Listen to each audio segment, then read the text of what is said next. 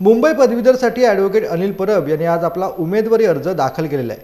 यावेळी त्यांच्या समवेत वर्षा गायकवाड, सुभाष देसाई, जयंतभाई पाटील अर्ज भरताना उपस्थित होते। अनिल परब यांनी आपला उमेदवारी अर्ज भरण्या अगोदर उद्धव ठाकरे व आदित्य ठाकरे यांची भेट देखील घेतली। शिवसेना प्रमुख माननीय बाळासाहेब ठाकरे यांच्या आशीर्वादाने आणि शिवसेनेचे पक्षप्रमुख उद्धवजी ठाकरे यांच्या आशीर्वादाने मी आज पदवीधर मतदारसंघ मुंबई याचा उमेदवारी अर्ज भरत आहे। शिवसैनिकांनी जी काही नोंदणी केलेली आहे, या नोंदणीच्या जोरावरती प्रचंड मताधिक्याने विजयी होण्याचा मला विश्वास आहे, असं प्रसार माध्यमांशी बोलताना ॲडव्होकेट अनिल परब म्हणाले।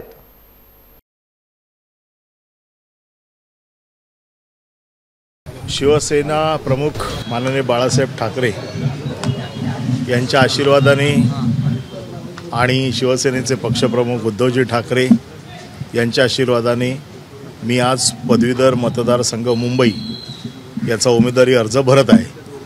आणि महामुंबईमध्ये शिवसैनिकांनी जी काही नोंदणी केलेली आहे, या नोंदणीच्या जोरावर प्रचंड मताधिक्याने विजयी होण्याचा मला विश्वास आहे।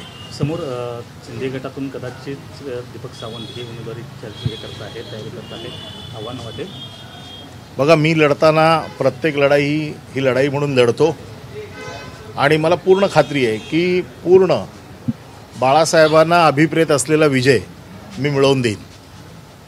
समोर कोण आहे, काय आहे याचा मी विचार करत नाही। तो तुल्यबळ आहे का कमजोर आहे याचा विचार मी करत नाही। मी माझ्या ताकदीच्या जोरावर लढतो, माझ्या पक्षाच्या ताकदीच्या जोरावर लढतो, माझ्या शिवसैनिकांच्या ताकदीच्या जोरावर लढतो आणि बाळासाहेबांच्या आशीर्वादाच्या जोरावर लढतो। भाजप देखील या मतदारसंघावर दावा करत आहे, काय वाटतं? मी पुन्हा सांगतोय की भाजप करू देत दावा, शिंदे गट करू दे दावा, कोणी याच्यामध्ये माझ्यासमोर येऊ देत।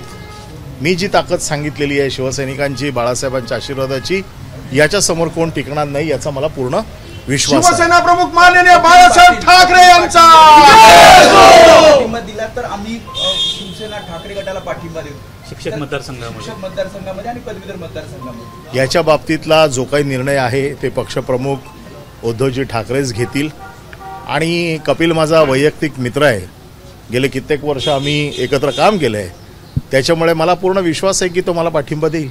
लोकसभेचा निकाल लागणार आहे। एक्झिट पोलनुसार महाराष्ट्रामध्ये महाविकास आघाडीला खूप चांगलं असं यश मिळणार आहे। मात्र दुसरीकडे दावा केला जात आहे की काही एक्झिट पोलचे निकाल लागले तरी महायुतीच विजय होणार असा दावा त्यांच्याकडून केला। बघा, आता उद्या फक्त 24 तास राहिलेले आहेत बाकी, त्यामुळे आता ह्यावर सगळ्या चर्चा करण्यापेक्षा माझ्या उमेदवारीवरती फोकस करा असं मी आपल्याला विनंती करतो।